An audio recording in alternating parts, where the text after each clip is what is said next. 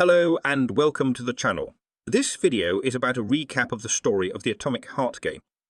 Atomic Heart is a game that has a uniquely strange and intricate storyline. It takes place in an alternate version of the flourishing 1950s Soviet Union, where advanced robotics has been achieved through the use of a mysterious substance called Polymer.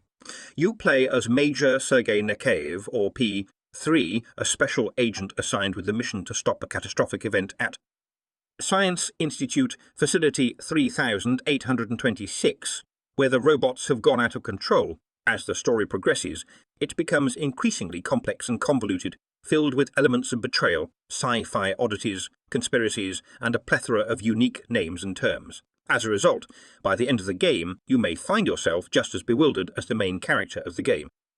Therefore, we are here to provide a comprehensive explanation of all the key events that occur. We won't be going through every single story beat, but rather focus on the significant moments and big surprises. Our goal is to clarify the confusing, ambiguous, and perplexing aspects of the game so that you can understand the story better.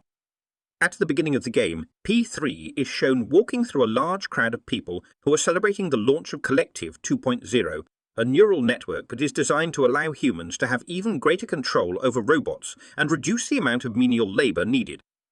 This will provide humans with more time to focus on creative or academic endeavors.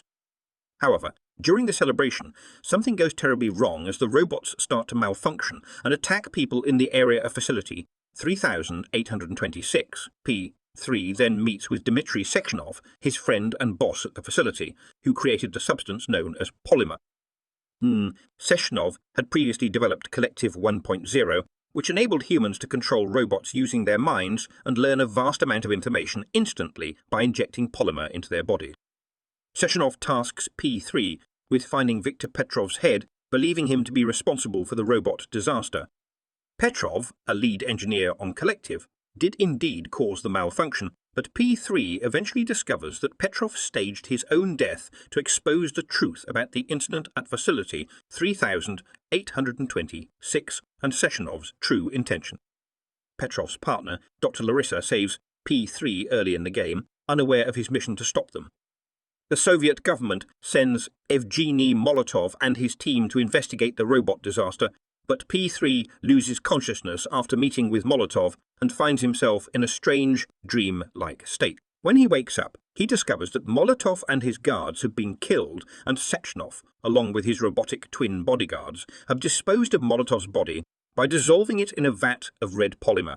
While investigating the robot catastrophe and Sechenov's true intentions, P3's AI companion, Charles, starts to plant doubts in P3's mind. Reveals that Collective 2.0 is not intended to make everyone equal, as EP3 had initially believed, but is rather a hierarchy of power based on 3 connectors, alpha, beta, and gamma. Sechenov is the only one with access to the alpha connector, giving him a higher level of control over the network than anyone else. Charles persuades P3 to dispose of the beta connector rings, which happen to be the wedding rings of P3 and his deceased wife and fellow agent Katya. Sechenov had planned for P3 and Katya to be enforcers of the system with privileged access to it, but Charles warns P3 of the disastrous consequences that could ensue if the beta connectors fell into the wrong hands. Sechenov explains to P3 that his ultimate goal is to establish the rules for Collective 2.0 and then destroy the alpha connector, thus ensuring equality for everyone in the system. P3 eventually finds Petrov, who has become insane, at a theatre. Petrov reveals Sechenov's true intentions before allowing himself to be killed by a lethal stage prop. It turns out that Sechenov plans to work with the Soviet government to execute a plan called Atomic Heart. This involves selling the robots to the US-based companies and corporations, and then activating their hidden combat mode to destroy the country from within. The reason why Molotov wanted to cover up the news of the disaster is because the revelation could ruin the Atomic Heart plan that Sechenov was involved with. Petrov's role in the robo-riot was to cause chaos and distract from Sechenov's true plan. It was actually Sechenov who built the combat mode into the civilian robots, and his plan all along was to sell them to companies and corporations in the US and then activate the combat mode to destroy the country from within. P3 is reluctant to believe Charles and continues to work for Sechenov, he retrieves Petrov's head for Sechenov, which contains valuable information about the robot's combat mode. Sechenov uses this information to disable the combat mode. It is later revealed that Sechenov's colleague Chariton Zakharov is actually the mastermind behind the mind, control aspect of Collective 2.0, and that he was using P3's hand implant, Charles, to cause 3's blackouts. Char, less is revealed to have sinister motives of his own which go beyond Sechenov's plans.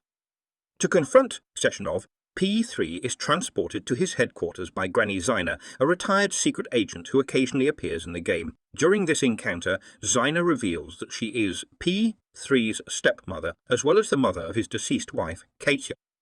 At Sechenov's headquarters, Granny Zyna urges P3 to confront Sechenov and put an end to his plans. However, P3 is hesitant, and the player is given a choice to determine the outcome, leading to one of two possible endings. Thank you for listening, and we hope to see you in the next videos. Goodbye.